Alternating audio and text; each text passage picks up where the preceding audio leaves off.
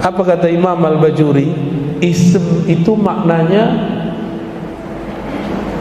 tanda, al-alam awil wasam wassumu al-ulum, tanda-tanda dan ketinggian ilmu ataupun derajat.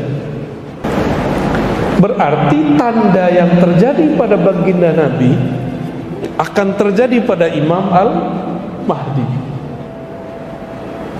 Ketinggian ilmu yang ada pada Nabi akan diberikan kepada Al-Imam Al-Mahdi. Nabi itu dapat wahyu lebih sering sadar atau lagi tidur? Sadar. Maka Al-Mahdi dapat ilhamnya seringnya lagi sadar. Tapi sekarang ada yang digadang-gadang jadi Imam Mahdi pakai mimpi. Masa kita mau menggantungkan hidup kita pakai mimpi orang, Pak? Kita nggak kenal juga dia siapa. Udah ketemu Rasulullah belum tentu. Di hadis Abu Daud dikatakan bahwa ada keturunan Rasulullah nanti yang ngakunya salah. Dia bukan Mahdi, dia ngaku Mahdi. Ada di riwayat Abu Daud. Pakai ngaku-ngaku di YouTube lagi ya. Masa Imam Mahdi ngaku di YouTube? Dan itu bukan satu dua, Pak. Banyak. Ini persoalan akhir zaman. Ini persoalan yang ditulis di Quran. Ilmu sa'ah itu di sisi Allah. Maka jangan main-main, jangan gantungkan nasib kita akhir zaman lewat mimpi seseorang yang kita nggak kenal, yang kita nggak tahu dia siapa. Ilmu apa yang ada pada diri Nabi? Nabi itu menjadi Nabi karena apa? Karena dia seorang insinyur? Enggak kan? Dia hafal kitab? Enggak. Ilmu apa yang ada di kolbu Nabi? Banyak ilmu di kolbu Nabi. Pertama, ilmu awalin, ilmu masa lalu. Jadi Nabi bisa cerita tentang masa lalu. Yang kedua, ilmu akhirin, ilmu masa depan. Ini Allah yang ajarkan semua. Bukan berarti Nabi tahu alam gaib. Nabi dikasih tahu. Ilmu apa lagi? Banyak. Ini baru beberapa. Kemarin ada yang nanya di Kampar ya, Toha Yasin itu nama Rasul bukan? Iya, Toha Yasin. Tapi Toha Yasin itu, Pak, itu ada di sir kolbunya Rasulullah Sallallahu Alaihi Wasallam. Berarti Quran itu sirnya Rasulullah Sallallahu Alaihi Wasallam. Maka kepada orang-orang yang mengkhidmahkan dirinya menghafalkan Quran, jangan berhenti pada hafalan, lanjutkan pada pemahaman. Ya. Nah, ini tentang Imam Al-Mahdi.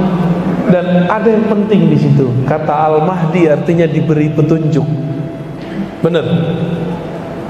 Yang diguided oleh Allah Subhanahu wa taala. Nabi tadi umur berapa? Dibedah 5, 6 atau 7 ya, wallahu alam mana yang tepat. Sama, pasti dulu Al-Mahdi itu waktu dia masih kecil dia dibedah juga dalam keadaan jaga, bukan lagi tidur. Kalau Mahdi palsu lewat tidur. Maka Al-Imam Al-Mahdi di zaman kita, Pak, bukan zaman nanti. Ini zaman ini nih. Al-Imam Al-Mahdi itu akan mengalami hal yang sama. Dia akan dipoles oleh Allah dengan sifat-sifat manusiawi yang kira-kira orang kalau melihat nggak nyangka kalau dia seorang wali. Benarlah kata Imam Ibn Athaillah As-Sakandari ya. Kata beliau, subhana man satara khususiyatahu bima bizawahiril bashariyah. Maha hebat Allah yang menyembunyikan keistimewaan-keistimewaannya dalam peran manusia biasa. Jadi nggak ketahuan kalau ini dia seorang wali. Seperti Nabi dulu diperankan seperti seorang biasa, orang Arab biasa, pemuda biasa. Nggak ada tuh Nabi keluar-keluar, saya Nabi loh, saya Nabi loh gitu. Sampai ada perintah. Kayak seperti sekarang, ada yang datang ke saya, aku loh Al-Mahdi. Ada yang datang, Pak. Cuma karena jidatnya agak lebar dikit, hidungnya agak mancung dikit. Ustaz Alno masuk ke tuh jidatnya lebar. Ada juga yang lewat YouTube. Ada yang lewat YouTube ngaku bahwa dia Mahdi tapi belum imam. Ini kalau asli dibunuh Yahudi nggak? Dibunuh, Pak. Dibunuh pasti kalau asli itu. Jadi kita nggak usah buru-buru. Ini ilmu rahasia. Hanya orang-orang yang mengerti ilmu rahasia yang mengenal. Seperti Buhairo bertahun-tahun menunggu, akhirnya ketemu. Ya. Berarti Abu Thalib mengerti nggak Muhammad bin Abdullah adalah seorang nabi? Ngerti dia. Cuma akhir hayatnya disebutkan dalam Sahih Bukhari tidak sempat melafazkan. Cuma di batinnya dia ngingkar nggak? Dia nggak pernah ingkar. Oleh karena itu ulama berbeda pendapat mengenai status meninggal beliau. Apakah meninggal kafir atau mukmin? Ya.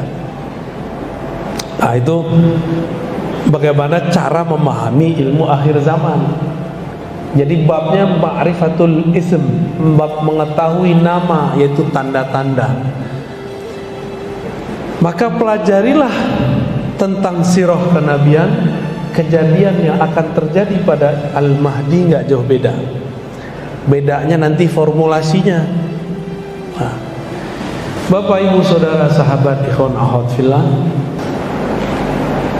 karena kajiannya pendek sekali, kita pindah topik langsung ke Dajjal. Ya. Jadi Imam Mahdi clue-nya tadi, dia bergerak dengan hidayah dari Allah, bukan tebak-tebakan, bukan emosi, bukan pakai ro'yu, bukan pakai kendaraan partai politik, Pak. Maka nggak ada gerakan kemahdian itu anti politik, anti negara, berontak tuh nggak ada. Gerakan Al-Mahdi itu tidak ada menghancurkan satu negara, nggak ada. Nanti negara udah hancur semua baru dia muncul, itu di hadisnya. Idza muliat al-ardu jawran. Kalau bumi sudah dipenuhi oleh jawran wa zulman, kezaliman sehingga negara hanya tinggal namanya, batas-batasnya sudah tiada.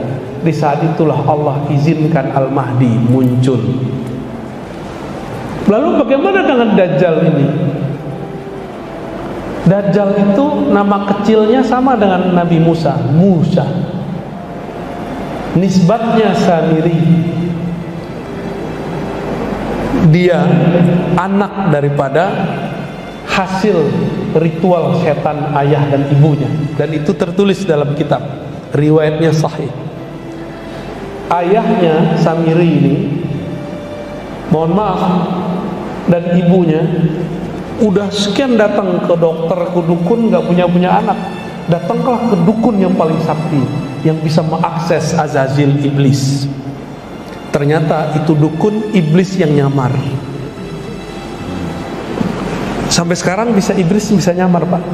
Bisa nyamar.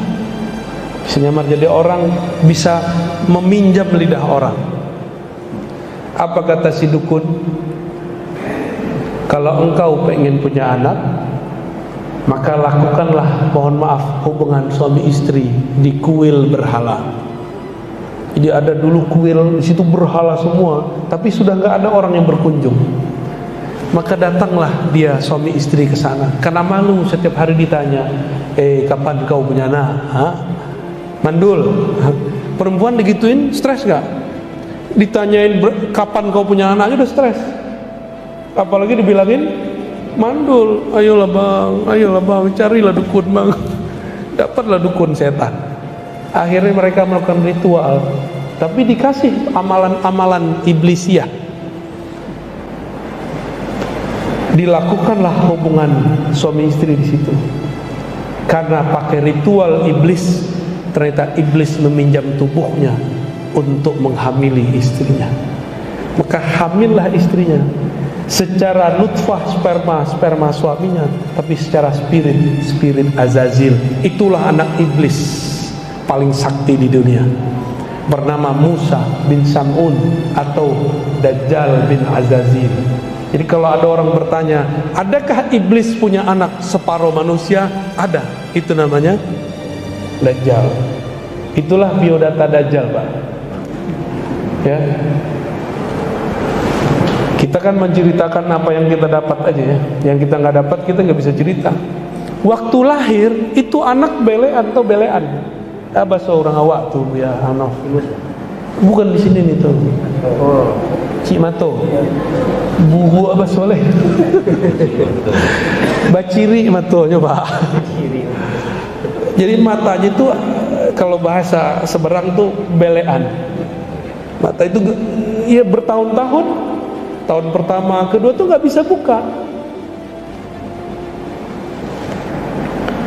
Skenarionya mirip seperti dulu Banul Jan terjadi kiamat pertama bangsa jin di bumi. Allah kirimlah Jibril untuk menyelamatkan Azazil. Kejadiannya mirip, cuma bedanya ini bukan kiamat. Di negeri Samara, tempat Samiri lahir, terjadi banjir besar. Allah kirimlah Jibril bersayap 360 kanan, 360 kiri. Cepatnya bukan main, selamatkan anak Azazil. Ini skenario Allah semua, ini Allah semua yang ngatur, Pak. Jadi kita senyum-senyum aja, ini Allah yang atur semua. Ya, Allah lagi buat drama akhir zaman. Nah, lolos nggak nih? Ikut kalut atau waras? Diambillah tuh anak, nggak ketahuan ayahnya kemana. Maka Samiri sampai hari ini dia nggak tahu ayahnya di mana dan dia masih meyakini ayahnya hidup. Dibawalah ke suatu pulau seperti dulu ayahnya Samiri, ayah batinnya yaitu iblis. Dididik oleh Jibril, diajarkan zikir. Bedanya kalau dulu Azazil diizinkan zikir di langit 1, 2, 3, 4, 5. Tapi pintu langit kan sudah ditutup, kecuali untuk Nabi Muhammad SAW. Maka Azazil, anak Azazil bernama Samiri ini dilatih Ismul A'zam, Al-Ismul A'zam. Jadi Samiri ini bisa sakti karena Allah kasih nama lewat Sayyidina Jibril alaihis. Sakti dia, Pak. Binatang abadi bisa tunduk sama dia. Sihirnya mirip-mirip dengan aslinya. Maka dialah rajanya Sahara, ya, orang-orang ahli sihir itu dia rajanya. Setelah bertahun-tahun, kira-kira umur 7, 8, 9, 10, kita tidak bisa memastikan di riwayat itu, barulah si Samiri matanya kebuka bagian kiri. Yang kanan sampai sekarang until now masih baciri. Masih ada disebut masih belean, Pak, sampai sekarang. Itu nanti jadi alamat bagi orang yang faham, karena Samiri ini bisa nyamar jadi muka Habib dia, bisa nyamar jadi muka kiai, nggak kelihatan. Tapi saya melihat dalam beberapa pergerakan itu dia muncul bayang-bayangnya, Pak, matanya mirip. Karena saya pernah bermimpi diizinkan Allah ketemu Dajjal, entah imajinasi entah asli, tapi itu yang saya lihat di suatu pulau, persis seperti yang dikatakan hadis. Mungkin karena kita baca hadis, cinta kepada Nabi, tasdik kepada Rasul, Allah perjalanankan secara rohani ke tempat itu. Jadi diizinkan Allah pas saya ngelihat, tapi dalam mimpi. Itu masalahnya begitu, Bapak nggak usah percaya amat mimpi saya. Cuma bagi saya cukup ini kabar dari Allah Subhanahu wa taala, karena ada hadis la tabqa minal mubasyarat, kabar gembira. Cuma kabar gembira, nggak boleh dijadikan sandaran. Tidak tersisa di akhir zaman kecuali mimpi yang baik. Ini mimpi ketemu Nabi aja belum ya, ketemu Dajjal, pengikut Dajjal antum ntar. Mimpi ketemu Nabi dulu, banyak-banyakin dulu sholawatnya ya. Setelah 9 atau 10 tahun matanya baru kebuka, baru dia bisa jalan. Tadinya dia juga susah jalan, Pak. Karena dia anak Azazil. Azazil itu Allah izinkan nggak tubuhnya kekal di bumi sampai kiamat. Jadi separuh dirinya itu kekal, Pak. Maka Samiri ini matinya ntar ya di akhir zaman ini harus ada yang bunuh dia. Kalau dia nggak mati-mati. Dan yang Allah takdirkan untuk membunuhnya itu adalah Nabiullah Isa. Azazil punya anak tadi Samiri. Samiri itu lahirnya diperkirakan di zaman Nabi Musa atau sebelumnya. Di zaman Nabi Isa berarti dia sudah ada atau belum? Nah, ini kita kasih tahu, Pak. Yang membuat konspirasi penyaliban Nabi Isa itu dia orangnya. Dia nyamar jadi seorang santri. Namanya siapa? Yudas Iskariot. Itu dia tuh orangnya. Dia bisa nyamar-nyamar. Bisa nyamar, maka nanti dia bisa nyamar jadi Imam Mahdi, Pak. Ini yang saya khawatirkan. Kenapa dia mau bunuh Nabi Isa? Karena dia diberitahu oleh Jibril, nanti nasibmu berakhir di tangan Isa. Maka dia ingin merubah takdir. Gimana cara merubah takdir? Jadi usaha merubah takdir itu sudah pernah dilakukan oleh iblis dulu, gak berhasil. Anaknya coba. Ketika Nabi Isa hendak disalib, Allah selamatkan gak? Nah, dibuat skenario lain. Kan Allah yang buat dramanya, Allah lah sutradaranya, Allah yang nyusun skenarionya. Suka-suka Allah dong. Tiba-tiba Allah utus siapa untuk menyelamatkan Nabi Isa. Tapi kan gak disebutkan di riwayat siapa yang menyelamatkan Nabi Isa. Itu rahasia. Siapa sebenarnya yang menyelamatkan Nabi Isa? Lalu kemudian Nabi Isa naik ke langit gak? Pintu ke langit di bumi cuma satu, Pak. Baitul Maqdis. Bukan Baitul Maqdis tempat Pak Peri kemarin. Di mana itu namanya itu? Pasar Tumpah. Nah, bukan di situ. Itu gak bisa naik langit di situ. Itu Al-Quds. Makanya kita wajib cinta Al-Quds. Bukan cinta bendera Palestina doang, Pak. Al-Qudsnya yang penting. Mau benderanya apa aja, yang penting Al-Quds. Seandainya di situ benderanya bendera Indonesia, ya kita bela juga. Kebetulan sekarang benderanya ya itu tuh ya. Susah juga nyebut nama benderanya apa tuh.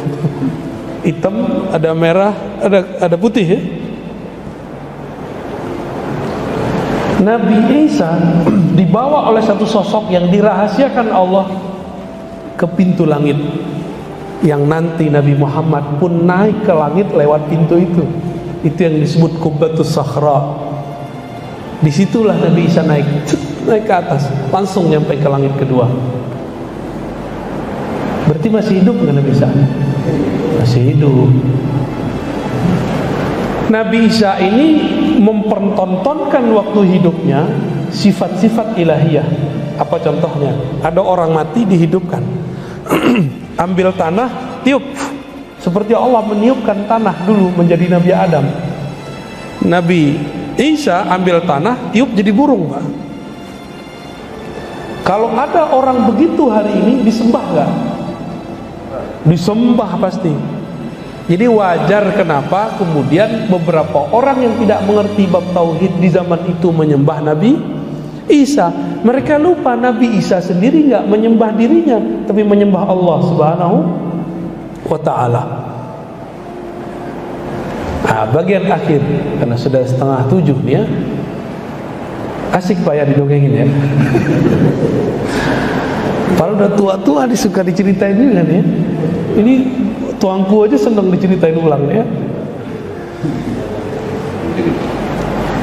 Karena Nabi Isa dulu tidak menunjukkan syariat yang sempurna. Syariatnya belum selesai, umur 33 sudah diangkat.